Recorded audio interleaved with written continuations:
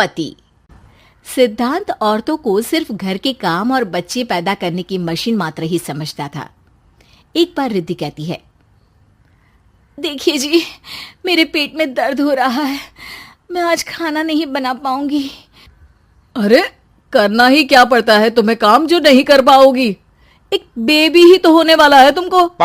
हाँ हाँ जानती हूँ मैं कि बेबी होने वाला है, पर मैं किस स्थिति से गुजर रही हूँ आप जानते हैं। अरे यार, पूरी दुनिया हर एक कंट्री में बच्चा पैदा होता है, लेकिन ऐसा तमाशा तो कोई औरत नहीं करती जैसा तुम करती हो। रिद्धि करती भी तो क्या, पति को कैसे समझाए कि हर औरत की जिंदगी में ये दौर उसके पति से ज्यादा प्यार, ज्यादा अपनेपन की मांग करता है। अगली सुबह, अरे रिद्धि, खाना तैयार हो गया क्या? एक काम करना, गर्म पानी की बाल्टी मेरे वॉशरूम में रख देना। कैसी बात कर रहे हो? डॉक्टर ने मुझे मना किया है ना भारी चीजें उठाने के लिए। अरे ये सारी बातें डॉक्टर ऐसे ही पैसा कमाने के लिए करते हैं। मेरी माँ तो पूरे खेत की जुताई करती थी जब मैं होने वाला था। अब देखो कितना मजबूत पैदा हुआ हूँ मैं। रिद्धि को अब इन बातों की आदत हो जाती है और वो पति के कहने पर बाल्टी उठा तो लेती है, लेकिन दोपहर तक। माँ, मेरे पेट में दर्द हो रहा है। बेटा, कोई भारी चीज तो नहीं उठाई थी ना? हाँ माँ, मैंने गर्म पानी की बाल्टी उठाई थी। माँ को रिद्धि की इस बात पर गुस्सा आ जाता है और वो उसको बहुत सुनाती है। अरे बेटा, इतनी अकल तो जानवर को भी होती है कि गर्भावस्था के बीच क्या करना चाहिए और क्या नहीं।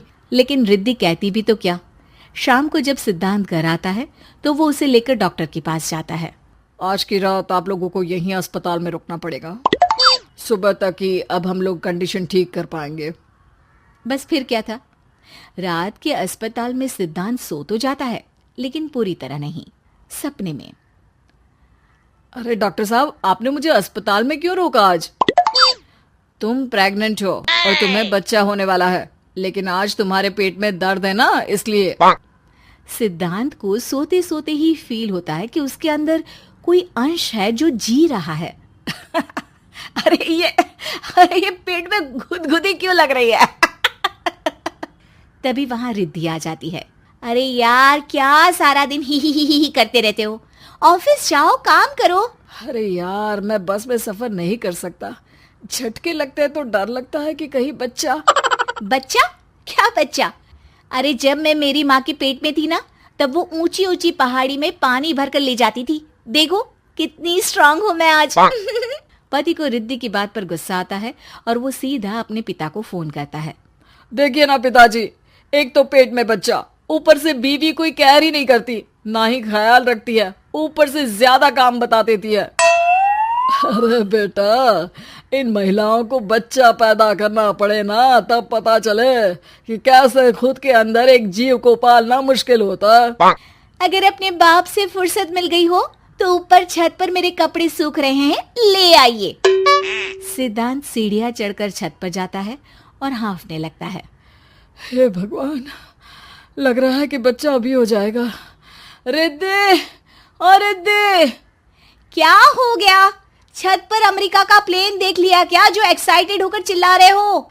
रिद्धि, मुझे दर्द हो रहा है पेट में, मुझे सीढ़ियां चढ़ने को मत बोला करो। अरे यार, नाटक शुरू इनका। जब देखो तब बहाना। बच्चा ही तो होने वाला है, कौन सा संसद से देश का बजट पेश करने वाले हो जो इतना घबरा रहे हो? अरे यार, कौन समझाए तुमको, मुझे घर जाना है। अब नीचे भी आ जाओ या ऊपर से कूदकर घर चले जाओगे? सुनो, आज शाम को जल्दी से आ जाना, मुझे ना गोलगप्पे खाने का मन है। एक तो पता नहीं तुमने जॉब क्यों छोड़ दी। अरे दुनिया जॉब भी करती है, घर का काम भी करती है और बच्चे भी पैदा करती है, लेकिन तुम। खैर, अब तो पूरे घर की जिम्मेदारी मेरे सर पर है, तो कैसे जल्दी आऊं?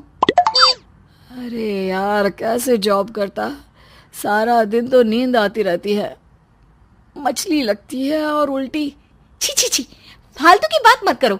अरे खुद को पेट में 10 किलो का पत्थर बांधकर काम करना पड़े ना, तब पता चलेगा। अरे यार, तुम तो ज्यादा ही इमोशनल हो जाते हो। दुनिया भर में सबके बच्चे पैदा होते हैं, लेकिन नखरे तो तुम ऐसे कर रहे हो जैसे दुनिया के एकमात्र इंसान हो जो बच्चा पैदा कर रहा है। सिद्धांत को वो सारे पेन, वो सारी परेशानियां होती है जो एक गर्भवती महिला महसूस करती है। एक दिन पड़ोस का आदमी, अरे भगवान का शुक्र मनाओ कि बच्चा नॉर्मल हो गया।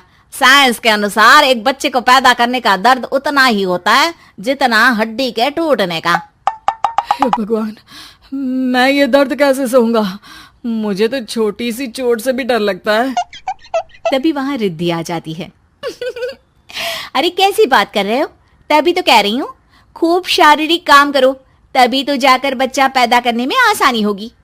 और इसीलिए तो कहती रहती हूँ कि मेरे नहाने के पानी की बाल्टी को वॉशरूम में रख दिया करो।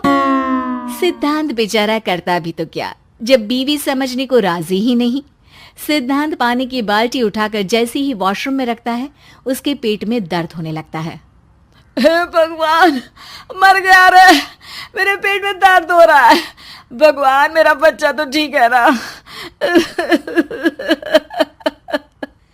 सिद्धांत रोने लगता है कि तभी वहां नर्स आ जाती है। ए, रो क्यों रहे हो? तुम्हारा बच्चा ठीक है। भला कोई आदमी प्रेगनेंसी में अपनी बीवी से बाल्टी उठवाता है क्या? सिद्धांत की नींद खुलती है तो पता चलता है कि वो तो सपना ही था। वो भागकर रिद्धि के कमरे में जाता है। रिद्धि, रिद्धि, मुझे माफ कर दे। पति होने के नाते मेरा कर्तव्य था कि मैं तुम्हारा और अपने बच्चे का ख्याल रखूं। घर चलो, अब मैं आज से तुम्हारा पूरा ध्यान रखूंगा। मैं समझ चुका हूं कि बच्चा पैदा करना बच्चों का खेल नहीं। कहानी है रामपुर गांव की, जहां के मर्द महिलाओं को हमेशा नीचा दिखाने की कोशिश में रहते। अरे अभी तक खाना नहीं आया क्या? मुझे एक और शादी करने की जरूरत है। नहीं जी नहीं, ऐसा मत करना, वरना मैं कहाँ जाऊंगी। खाना लेकर मैं अभी आई जी। गांव की पंचायत में भी फैसले हमेशा औरतों के खिलाफ ही रहते। मैं जो फैसला सुनाता हूँ वो भगवान की आज्ञा होती है। इस लड़के ने अपने मन से शादी करके अच्छा नहीं किया। लड़के को घर भेज दो और इसकी शादी इसकी जाति की किसी लड़के से करवा दो। लेकिन ये लड़के, इसे तो गांव के बाहर निकाल दो। नहीं नहीं जमींदार साहब, ये क्या बोल रहे हैं? ऐसा नहीं हो सकता। मेरी बेटी मासूम है, इसे अच्छे बुरे की समझ नहीं है। अरे कहाँ जाएगी ये बेचारी? कहाँ जाएगी? इतनी चिंता है तो पूरे परिवार का गांव निकाला कर देते हैं। बेचारे पूरे बसे बसाए परिवार को गांव छोड़ना पड़ता है। चाहे जो हो, अगर बेटियों को कंट्रोल नहीं कर सकते तो गांव में रहने का कोई मतलब नहीं है। यहाँ औरतों को दब कर रहना होगा। कोई भी अपने हिसाब से कुछ नहीं कर सकता, सब ईश्वर की मर्जी से ही होगा। तभी गांव का एक आदमी दौड़ा दौड़ा आता है। सरपंच साहब, जमींदार साहब, वो कालिया है ना, उसकी बेटी पढ़ने के लिए शहर जा रही है। अच्छा, ये कब हो गया? और कालिया की हिम्मत कैसे हो गई ऐसा करने की? लेकर आओ उसे और उसकी बेटी को। बस फिर क्या था, हाजिर हो जाते हैं कालिया और उसकी बेटी सरपंच के सामने। और कालिया, ये क्या सुनने में आ रहा है? बेटी को इंजीनियर बना रहा है तू? और ये बता, गांव में तो स्कूल नहीं है, फिर कहां से इतनी क्लास पास कर गई तेरी बेटी? राधा, जो कि कालिया की बेटी है, उसे लगता है कि सरपंच उसकी तारीफ कर रहे हैं। सरपंच जी, मैंने ऑनलाइन पढ़ाई की है, डिस्टेंस लर्निंग से। सभी में मैंने अच्छे नंबर पाए हैं, जिसे देखते हुए शहर की इंजीनियरिंग कॉलेज में मुझे स्कॉलरशिप मिली है। वाह जी वाह, क्या होती है ये? पहले तो ये बताओ, फिर आगे की बात करते हैं। पूरा गांव राधा की बात सुन रहा था और राधा बोलती जा रही थी। तो ऐसे मैं फ्री में एक अच्छी शिक्षा लेकर गांव में जो कुछ परेशानियां हैं, जैसे बिजली, पानी और इंटरनेट जैसी समस्याओं के लिए काम करूंगी।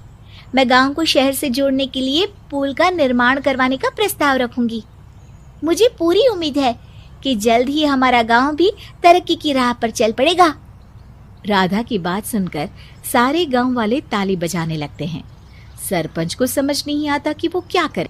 चुप रह नादान लड़की, गांव के खिलाफ जाने के लिए तुझे गांव से बेदखल कर दिया जाएगा, वो भी पूरे परिवार के साथ। और हाँ, अगर ठीक से गांव में रहना चाहती है तो ये पढ़ाई लिखाई छोड़ दे। हम तेरे लिए गांव का कोई होनहार लड़का देखेंगे। तभी गांव का एक आदमी बोल पड़ता है। अरे नहीं नहीं सरपंच जी, राधा बिटिया जो बता रही है अगर वैसा हो जाए तो हम लोगों को पैसा कमाने के लिए बाहर नहीं जाना पड़ेगा। हाँ जी, और ना ही कोसों दूर पानी के लिए भटकना पड़ेगा। हमारे बच्चे भी अच्छी पढ़ाई कर सकेंगे और आगे बढ़ेंगे, ना कि हमारी तरह खेती करते बैठेंगे।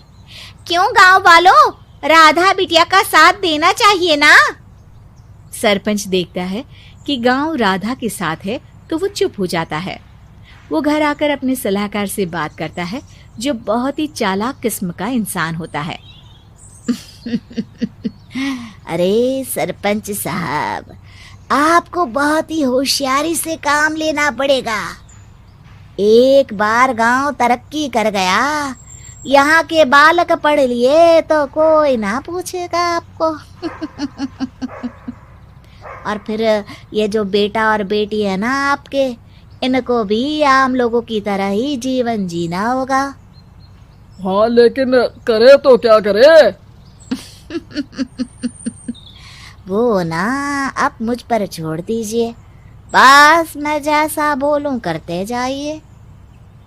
अगले रोज सुबह जब गांव वाले सोकर उठते हैं तो राधा के घर के बाहर और साथ ही वो लोग जिन्होंने राधा का सपोर्ट किया था, उनके घर के आगे लाल रंग से कल आऊंगी लिखा होता है। कल आऊंगी? ये क्या होता है?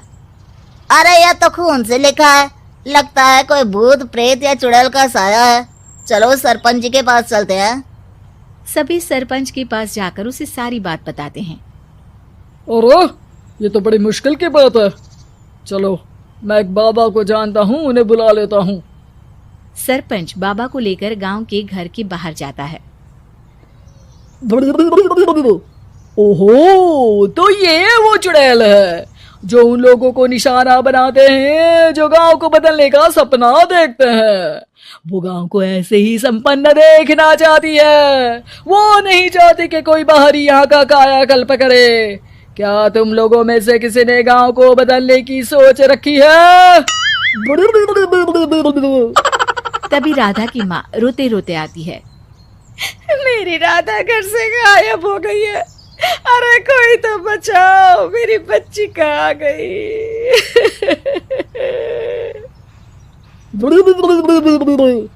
ले गई वो चुड़ैल, तेरी बच्ची को ले गई। अब वो उसे श्रापित करके छोड़ेगी, उस पर चुड़ैल का साया हो जाएगा। तभी बुरी सी हालत में राधा भी वहां आ जाती है। उसके बाल चुड़ैल की तरह फैले होते हैं और कपड़ों में खून लगा होता है। सभी राधा को देखकर डर जाते हैं। माँ, पता नहीं मुझे कौन उठा कर ले गया था। अरे दूर दूर हो जा चुड़ैल, अब हम लोग इस गांव में नहीं रुकेंगे। अरे कैसे बातें कर रहे हैं आप? कल तो आप मेरे भरोसे गांव का हुलिया बदलने, अपने बच्चों को पढ़ाने और तरक्की उन्नति की बात कर रहे थे, तो आज क्या हो गया आपको? ये फिर तुम लोगों को बहकाएगी। ये चुड़ैल गांव में आ चुकी है, ऐसे ही ये तुम्हारे घर के बच्चों को भी ले जाएगी। गांव वाले राधा को गांव से बाहर निकाल देते हैं। उसके माँ बाप रोते रहते हैं, लेकिन गांव वाले नहीं मानते। मैं भी अपनी बहन के साथ गांव के बाहर रहूंगा, लेकिन वो पढ़ाई नहीं छोड़ेगी। वहीं सरपंच के घर पर सलाहकार कहता है। देखा, सांप भी मर गया और लाठी भी नहीं टूटी।